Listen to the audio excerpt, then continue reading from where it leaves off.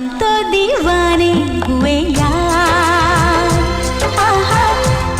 दोस्तों, आज हम एक ऐसी सिंगर की दास्तान सुनेंगे जिन्होंने 80 और 90 के दशक में अपनी सुरीली आवाज का ऐसा जादू बिखेरा कि दूसरी फीमेल प्लेबैक सिंगर को एक समय पर अपने करियर पर जबरदस्त खतरा दिखाई देने लगा।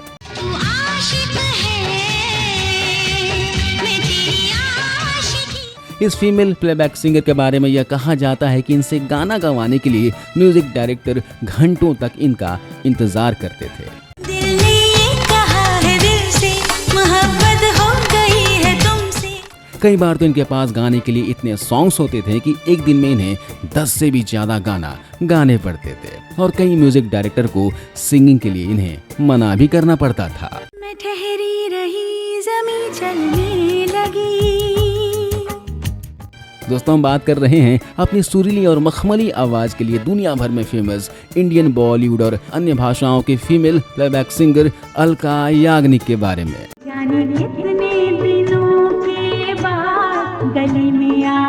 जिनकी उम्र फिलहाल 58 साल से भी ज्यादा हो चुकी है, पर इनकी आवाज में आज भी वही दम है जो 80 और 90 के दशक में था।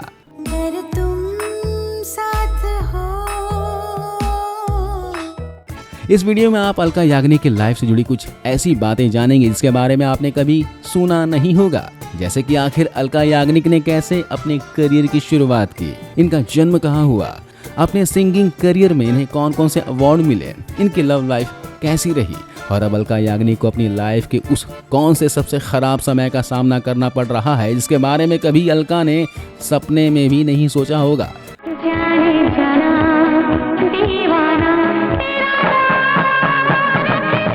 पर इससे पहले हम अलका के बारे में शुरू से आपको बताएंगे, तो वीडियो से एंड तक बने रहिए। और अब तक आपने रील एंड रियल बायोग्राफी को सब्सक्राइब नहीं किया हो तो प्लीज दोस्तों सब्सक्राइब कर लें।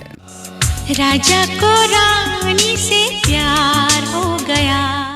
अलका याग्निक के बारे में बात करें तो रोजाना तकरीबन 4 करोड़ 20 लाख बार इनके गाने दुनिया भर में सुने जाते हैं।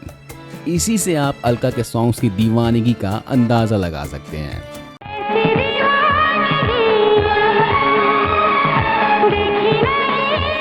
अलका याग्निक का जन्म 1966 में 20 मार्च को पश्चिम बंगाल के कोलकाता में एक नॉर्मल गुजराती परिवार में हुआ था। इनके पिता धर्मेंद्र शंकर सरकारी कर्मचारी थे और इनकी मां का नाम शुभा था, जो कि क्लासिकल सिंगर थी।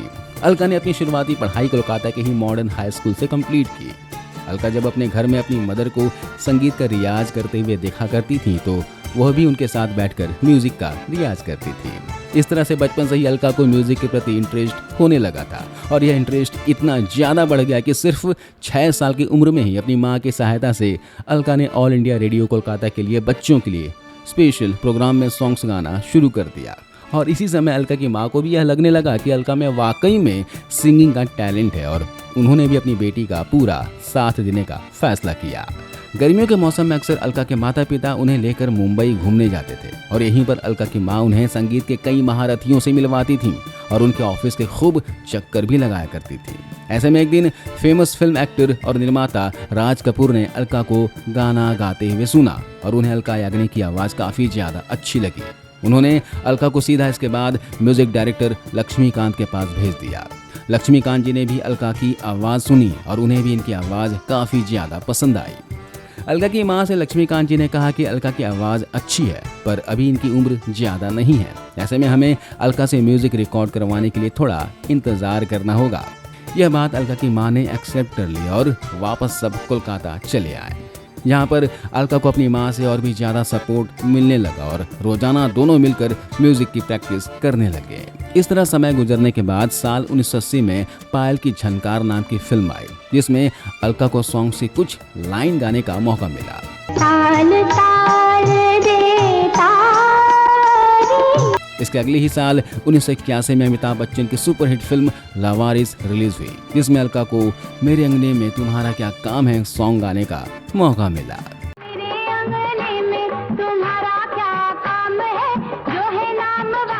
इस तरह अलका की आवाज़ को पहली बार लोगों ने ढंग से सुना और इनकी आवाज़ को काफ़ी ज़्यादा लोगों ने अप्रिशिएट भी किया।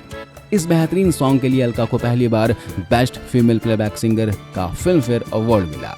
इसके बाद 1982 में हमारी बहू फिल्म में भी इनको गाना गाने का मौका मिला पर यह गाना लोगों को कुछ खास पसंद नहीं आया। दोस्तों, आपको बता दें कि इतना सब होने तक अभी अलका याग्निक अपने माता पिता के साथ कोलकाता में ही रहा करती थी। पर जब अलका की उम्र 16 साल हुई तो उनके फादर ने सरकारी नौकरी से समय से पहले ही रिजाइन कर दिया और उसके बाद पूरे परिवार के साथ मुंबई में आकर रहने लगे। इसके बाद 1981 से लेकर 87 तक अलका याग्निक ने तकरीबन 100 सॉन्ग्स रिकॉर्ड किया, पर उन्हें उम्मीद के मुताबिक लोकप्रियता नहीं मिली, क्योंकि इस समय बॉलीवुड में फीमेल प्लेबैक सिंगर के मामले में लता मंगेशकर और आशा भोसले जैसी सिंगर का दबदबा था। पर कहते हैं ना कि सही समय आने पर सब कुछ हो जाता है। अलका का यही सही समय आया साल 1988 में, जब आमिर खान और जूही चावला की फिल्म कयामत से कयामत तक में अलका ने ऐ मेरे हमसफर सॉन्ग गाने को मिला।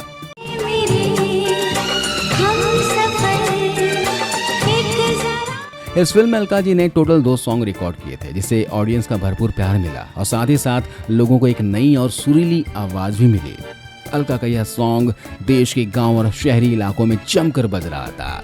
दोस्तों, एक बार की बात है, जब अलका स्टूडियो में रिकॉर्डिंग करने के लिए आई थी तो वहां पर सॉन्ग रिकॉर्ड करने के दौरान उन्होंने देखा कि एक लड़का पास में ही बैठकर लगातार उन्हें देख रहा है, जिससे अलका को अनकंफर्ट फील हो रहा था और वह थोड़ी परेशान भी हो गई थी।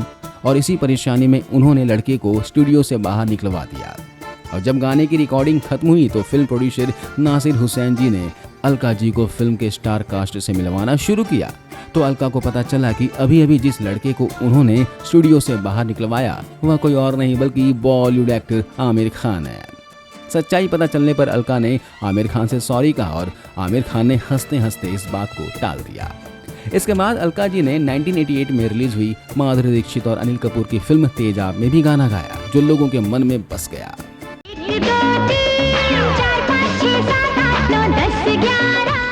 अलका जी की लोकप्रियता का बढ़ता हुआ ग्राफ देखकर जहां एक तरफ पुरानी फीमेल प्लेबैक सिंगर परेशान होने लगी, तो वहीं बॉलीवुड के म्यूजिक डायरेक्टर को एक नई आवाज मिलने लगी और उन्हें लगने लगा कि अब सॉन्ग्स को लता मंगेशकर और आशा भोसले की जगह अलका याग्निक को भी गाने के लिए दिया जा सकता है।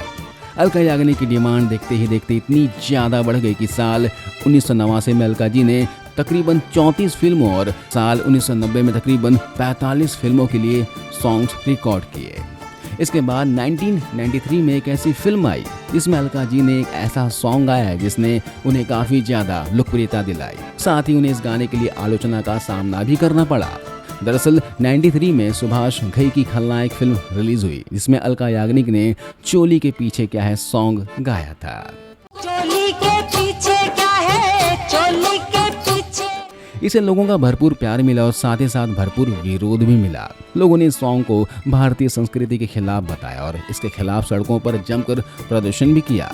पर इन सब चीज़ों के बावजूद भी अलका का यह सॉन्ग अलका की बेस्ट सॉन्ग की लिस्ट में दर्ज हो गया।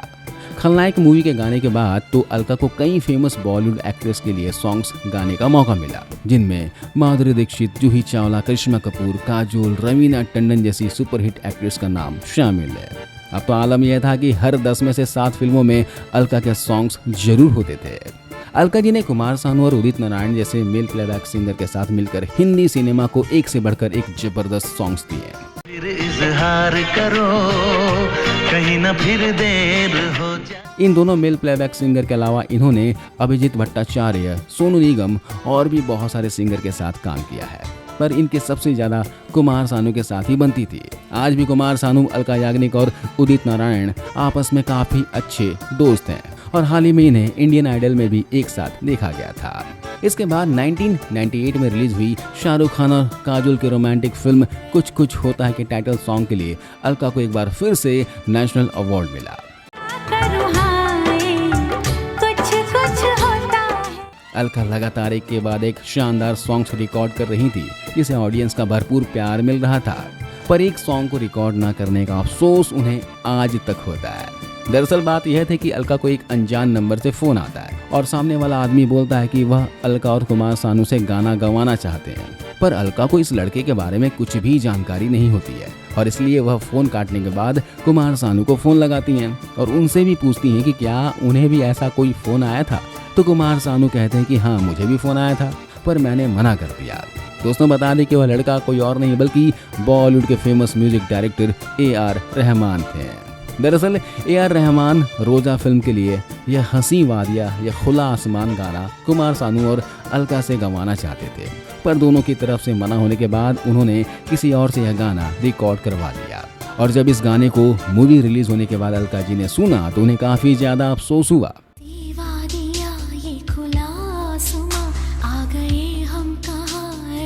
बता दें कि आगे चलकर अच्छी म्यूजिक के लिए रोजा फिल्म को नेशनल अवार्ड भी मिला।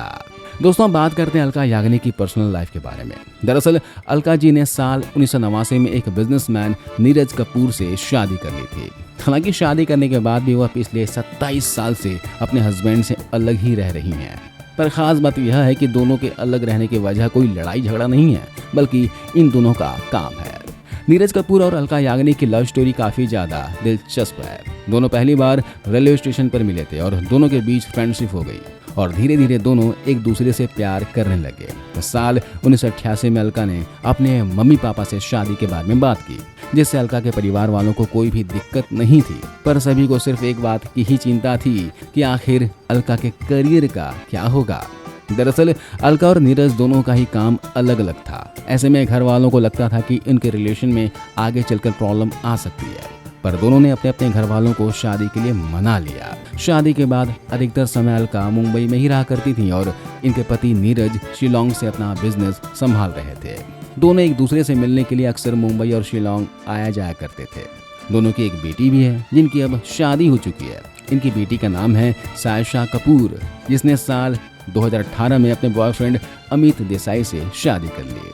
अलका याग्निक ने अपने सिंगिंग करियर में सफलता के उस मुकाम को पाया है जिसे पाने के लिए बड़ी बड़ी फीमेल प्लेबैक सिंगर तरसती हैं। इन्होंने कई रिकॉर्ड भी बनाए हैं। अलका याग्निक ने 1000 से भी ज्यादा हिंदी फिल्मों में तकरीबन 2600 गाने रिकॉर्ड किए हैं। अलका याग्निक लता मंगेशकर, आशा भोसले, मोहम्मद रफ़ी, किशोर कुमार के बाद सबसे ज्यादा सॉन्ग्स रिकॉर्ड करने वाली फीमेल प्लेबैक सिंगर हैं। इनका गाना गली गली में फिरता है तू क्यों बन के Banjara Guinness book of world में भी दर्ज है।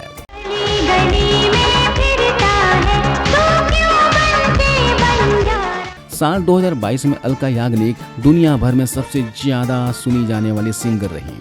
अलका के म्यूजिक को तकरीबन 15.3 अरब बार सुना गया, मतलब कि 4 करोड़ 20 लाख बार प्रतिदिन के हिसाब से। अलका ने BTS, टेलर स्विफ्ट, ब्लैकपिंक जैसे इंटरनेशनल आर्टिस्ट को पछाड़ कर ये रिकॉर्ड बनाया। Guinness book of world record के हिसाब से उस साल अलका याग्निक को यूट्यूब पर हर दिन औसतन 15.3 बिलियन बार स्ट्रीम किया गया, जो कि अपने आप में एक बड़ा रिकॉर्ड है। अलका याग्निक ने सिर्फ बॉलीवुड के लिए ही हिंदी सॉन्ग्स नहीं गाए, बल्कि भोजपुरी, बंगाली, मराठी, मलयालम जैसी भाषा में भी बहुत सारे सॉन्ग्स रिकॉर्ड किए हुए हैं। शायद ही ऐसा कोई आर्टिस्ट, प्रोड्यूसर या फिर एक्टर रहा होगा इसके साथ अलका याग्निक ने काम नहीं किया होगा। इन्होंने म्यूजिक डायरेक्टर जोड़ी नदीम श्रवण के साथ मिलकर सबसे ज्यादा हिट और सुपर हिट हिंदी सिनेमा को दिए। लेकिन दोस्तों, हाल ही में एक ऐसी खबर सामने आई जिसने इनके चाहने वालों को निराश कर दिया। ये खबर खुद अलका जी ने सोशल मीडिया पोस्ट के माध्यम से लोगों को बताई। दरअसल इन्होंने अपने पोस्ट में लिखा कि कुछ सप्ताह पहले एक फ्लाइट से जब वह उतरी तो उन्हें महसूस हुआ कि उन्हें कुछ भी सुनाई नहीं दे रहा है। इस घटना के बाद हिम्मत जुटाकर अलका जी ने अपने दोस्तों और चाहने वालों से इसके बारे में बताया। उन्होंने बताया कि मुझे अब कुछ भी साफ साफ नहीं सुनाई दे रहा है। दरअसल इन दिनों अलका याग्निक एक दुर्लभ बीमारी से परेशान है, जिससे उन्हें सुनाई देना बंद हो गया है। अलका जी के ऊपर एक वायरल अटैक हुआ है और फिलहाल डॉक्टर के द्वारा अलका जी का इलाज किया जा रहा है। अब यह तो आने वाला समय बताएगा कि अलका इस बीमारी से ठीक हो पाती हैं या नहीं। डॉक्टर ने बताया कि ज़्यादा समय तक अपने कानों में तेज आवाज़ में हेडफोन लगाकर सॉन्ग्स सुनने की वजह से यह बीमारी पैदा होती है। इसलिए लोगों को ऐसा नहीं करना चाहिए और लिमिटेड मात्रा में ही कानों में हेडफोन लगाकर रखना चाहिए। तो दोस्तों, आपने हमारे इस वीडियो में जाना कि कैसे दुनिया भर में अपनी सुरीली आवाज़ का जलवा बिखेरने वाले सिंगर का आज यह हाल है कि उन्हें खुद ही कुछ नहीं सुनाई दे पा रहा है। दोस्तों, हम भगवान से प्रार्थना करते हैं कि जल्द ही अलका जी के स्वास्थ्य में सुधार आए और एक बार फिर से वह हम सबके बीच में मौजूद हो।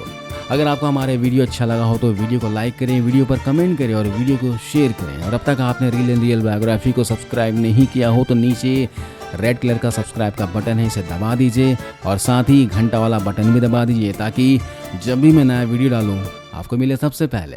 मिलता हूं अगले वीडियो में। जय हिंद।